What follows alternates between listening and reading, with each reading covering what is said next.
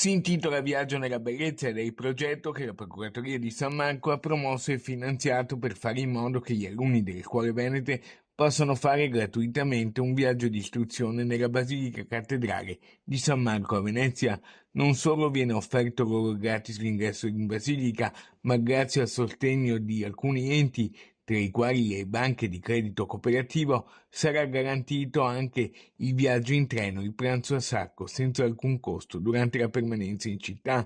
L'iniziativa è già stata lanciata a livello sperimentale per 40 classi, ma partirà in modo stabile a partire da settembre dal prossimo anno scolastico.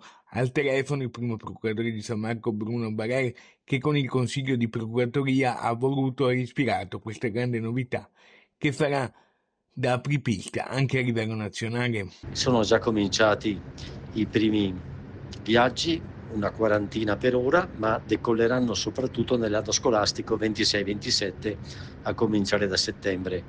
Il progetto è ambizioso: portare migliaia e migliaia di ragazzi veneti a scoprire Venezia, la bellezza della Basilica e delle altre istituzioni cittadine. C'è poi l'impegno costante che continua nella manutenzione della cattedrale, con molti cantieri aperti. Programmi ancora più ambiziosi per il 2026, una ventina di cantieri fra interni ed esterni e altre iniziative molto importanti